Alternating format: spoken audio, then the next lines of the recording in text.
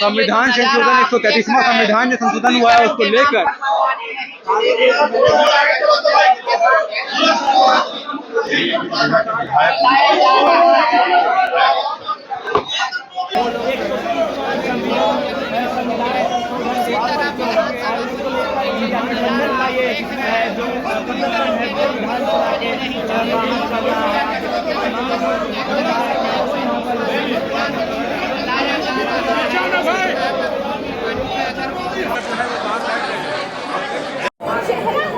तानाशाही चेहरा वो सामने आता है कि किस तरह जिस तरह केरल में बंगाल में का तानाशाही चेहरा चल रहा है वो इसी रूपरेखा को यहाँ भी प्रस्तुत कर रहे हैं और यहाँ भी उसी तरह से ये आगे बढ़ रहे हैं। तानाशाही पे कराएंगे, चाहे वो भ्रष्ट अधिकारी हो चाहे वो अवैध खनन माफिया हो, सभी को संरक्षण प्राप्त है। सरकार लोगों की जानकारी में होगी, बोरियो विधानसभा क्षेत्र से एक बार नहीं 4 बार वो चुनाव लड़े थे और उस क्षेत्र के लिए वो काफी लोकप्रिय भी थे। आज भी अगर आप उनके घर जाएंगे तो गरीब के बच्चे, असहाय बच्चे, अनाथ बच्चे 350-400 की संख्या में वहाँ रहते हैं। निःशुल्क उनकी भोजन, वस्त्र और पढ़ाई की वो व्यवस्था करते थे। आज वो सारे लोग भी अनाथ हो गए। फिर उनका जो परिवार है एक सोशल है, सामाजिक है। उस परिवार गांव के भी वो प्रधान है, एक नहीं बल्कि 2 गांव के। फिर सूर्या हांसदा की जो मां है वो गोड्डा जिला में उस क्षेत्र से जिला परिषद के सदस्य भी वो रह चुकी है। मैं इसलिए इस बात को कह रहा हूं क्योंकि वो परिवार राजनीतिक परिवार है, सोशल परिवार है और उनकी पत्नी सूर्या हांसदा की पत्नी ईसीएल में सर्विस भी करती है।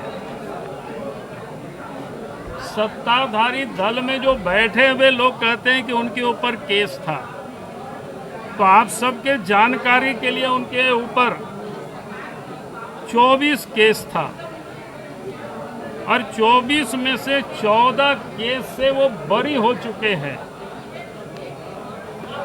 और सूर्या के ऊपर 24 में से जो 15 केस था वो 2010 तक में था, यानी 2003-04 से 2010 के बीच में उनके ऊपर 15 केस था और 2010 से 20 के बीच में उनके ऊपर कोई केस नहीं था। जब झारखंड में हेमंत सोरेन जी के नेतृत्व में सरकार बनी तो उसके बाद 2020 से 2025 तक 9 केस और दर्ज किया गया, क्योंकि वो वहाँ के माफियागिरी का विरोध कर रहे थे, कोयला की लूट का विरोध कर रहे थे, बालू की लूट पर विरोध कर रहे थे। तो उनके ऊपर 9 केस हो गया 2020 से 2025 के बीच में, और उसमें 5 केस पर वो जमानत पर थे और 5 केस जमानत की जो प्रक्रिया होती है उसमें थे।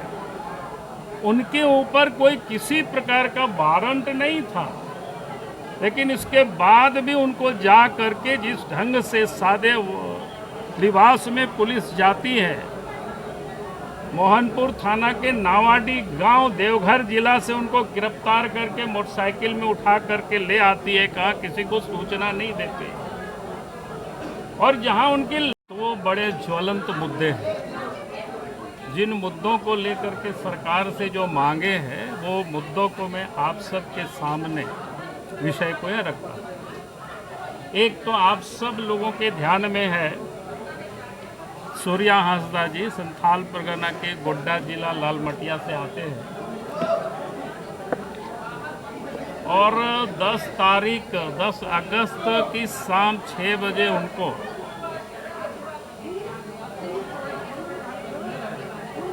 नावाडी गांव से और रिश्तेदार के यहाँ रुके हुए थे,